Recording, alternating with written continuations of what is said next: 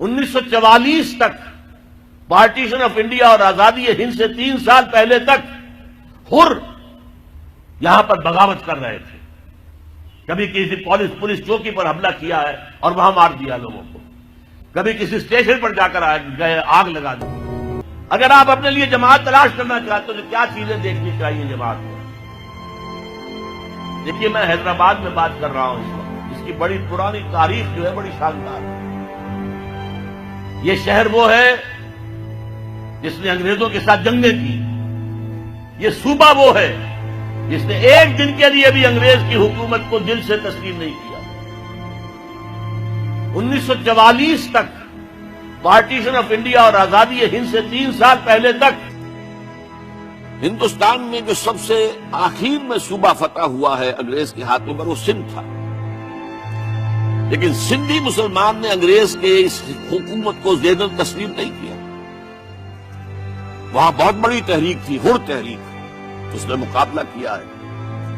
اور یہ 1940 جو ہیں ان کے دوران تک بھی یہ خبریں اخبارات میں پڑھتے تھے. میں بھی اس وقت اخبار پڑھنے کے قابل ہو چکا تھا کہ آج فلاں ریلوے اسٹیشن کو آگ لگا دی حروں نے، اور آج فلاں تھانے کو جلا دیا ہے، اور آج فلاں یہ کر دیا ہے.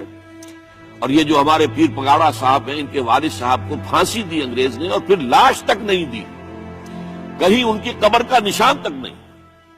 اور ان دونوں بھائیوں کو وہ لے گیا ہندوستان تاکہ ان کی برین واشنگ کرے اور وہاں کی تہذیب و تمدن کا ان کے اوپر رنگ چڑھا.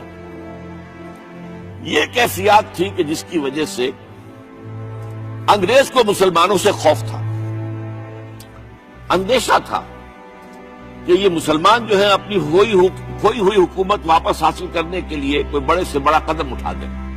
انگریزوں کو چین سے نہیں بیٹھنے دیا. آپ سمجھیے وجہ کیا ہے؟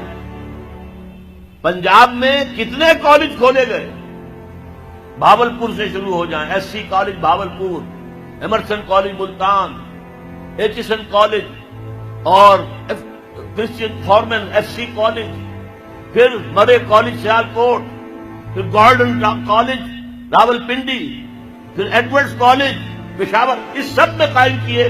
سندھ میں کوئی نہیں کیا. کیوں نہیں کیا؟ کبھی سوچا آپ نے؟ سندھ میں تو کسی پارسی نے کوئی مدرسہ کھول دیا، کچھ مسلمانوں نے کوئی مل جل کے کوئی مدرسہ اسلام قائم کر لیا. انگریز نے کوئی نہیں بنایا. کیوں نہیں بنایا؟ اسے معلوم تھا کہ سندھیوں کے دلوں میں ہمارے خلاف بغاوت ہے، یہ کبھی ہمارے وفادار نہیں ہوں گے. جب بھی موقع ملے گا ہم پر حملہ کریں گے. جبکہ پنجاب اور سرحد کے درمیانی اضلاع جو ہیں وہ انگریز کے وفادار ثابت ہوئے. پنجاب کی فوج تھی جس نے کہ 1857 میں دلی جو انگریز کے ہاتھ سے نکل گیا تھا دوبارہ لے کر دی ہے، پتہ کر کے دیے. پنجابی تھے، وہ مسلمان تھے، سکھ بھی تھے، مسلمان بھی تھے. اس کی خاص وجہ تھی. مجھے یاد ہے میاں طفیل صاحب ابھی زندہ ہیں، انہوں نے ایک دفعہ بیان دے دیا تھا بہت سخت کہ سندھی تو فوجی ہے نہیں، فوج میں آتے نہیں ہیں، سندھی تو نان مارشل ریس ہے. یہ جو انگریز کا پروپیگنڈا تھا وہ ان کی زبان سے نکلا. اس کا جواب دیا تھا پھر جی ایم شاہ، غلام مصطفیٰ شاہ، جو سیکرٹری ایجوکیشن بھی تھے، لاہور میں کالج کے اندر پرنسپل بھی رہے. انہوں نے جواب دیا تھا یس وی ور نیور مرسنریز. ہاں، ہم کبھی کرائے کے ٹٹو اور کرائے کے فوجی نہیں تھے جیسے تم تھے پنجابی ہو. تم نے تو جا کر کعبے پہ گولیاں چلائی ہیں انگریزوں کی سپاہی بن کر. تم نے تو جا کر یروشلم کا قبضہ لے کر دیا جنرل ایلن بی کو، انگریز کو. تو یہ سندھ ہے جس میں بات کر رہا ہوں. یہ سندھ ہے جہاں خاکسار تحریک بھی بڑی زبردست، تالپور برادران اس خاکسار تحریک کے بہت نمایاں کارکن تھے.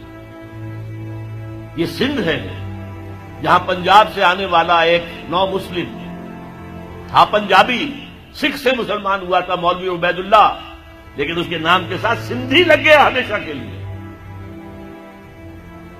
مجاہد انسان، حضرت شیخ الہند کا سپاہی عبید اللہ سندھی رحمت اللہ علیہ، وہ سندھ ہے یہ. اور میں آپ کو اور بات یاد دلا دوں سندھ واحد صوبہ ہے اس پاکستان کا جس میں کہ پارٹیشن سے پہلے بھی مسلم لیگ کی حکومت تھی، پنجاب میں یونینسٹ پارٹی کی حکومت تھی، ہندو مسلم سکھ مل کر بنائی تھی انہوں نے، مسلمانوں کی پارٹی نہیں تھی۔ مسلم لیگ کو ایک دن بھی وہاں وزارت نصیب نہیں تھی۔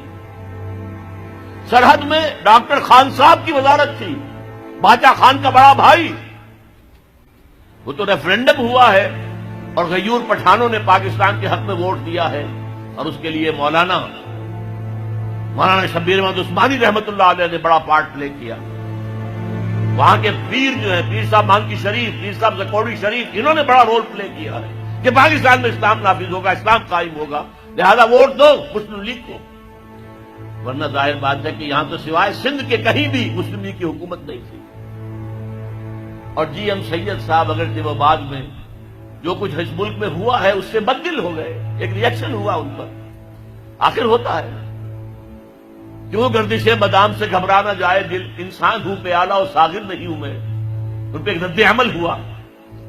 ورنہ وہی تھے جنہوں نے 1943 میں کہا تھا، اے مائنورٹی پروونسز کے مسلمانوں، ہمیں یہاں ہندوؤں نے دبایا ہوا ہے، ہماری زمینیں جو ہیں ان کے پاس گروی رکھی ہوئی ہیں، سارا کاروبار ان کے پاس ہے، خدا کے لیے ہمیں یہ فن نہیں آتا، آؤ تم یہاں۔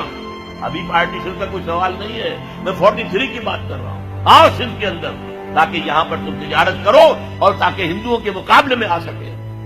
یہ جی ایم سید کی اپیل تھی۔ آج اسی سندھ میں کہہ رہا ہوں، اسلام قائم کرنے کی جد و جہد، اور سب سے بڑی بات یہی سندھ تو تھا نا۔ سب سے پہلے اسلام کب آیا تھا، کہاں آیا تھا؟ 712 اور 713 عیسوی، 92 یا 93 ہجری۔ محمد بن قاسم کہاں سے آئے تھے؟ باب الاسلام کون سی جگہ ہے؟ سندھ۔ تو اس کا سرنو باب الاسلام بننا چاہیے، تحریک خلافت یہاں سے اٹھنی چاہیے، یہاں کے لوگ کھڑے ہوں۔ ہم نے انگریز سے بھی مقابلہ کیا اور آخری وقت تک کیا، ہم نے علامہ مشرقی کا بھی ساتھ دیا، ہم نے وہ ریشمی رومال کی تحریک بھی، اس کے اندر بھی بڑا حصہ سندھیوں کا تھا، جو حضرت شیخ الہند مولانا محمود حسن جو اسیر مالٹا رہے بعد میں، اس میں سندھ کا رول بہت بڑا تھا۔ آج پھر اس ملک کے اندر نظام خلافت کے قیام کے لیے میں سمجھتا ہوں کہ سندھ کو سب سے آگے ہونا چاہیے، سب سے بڑھ کر کام کرنا چاہیے۔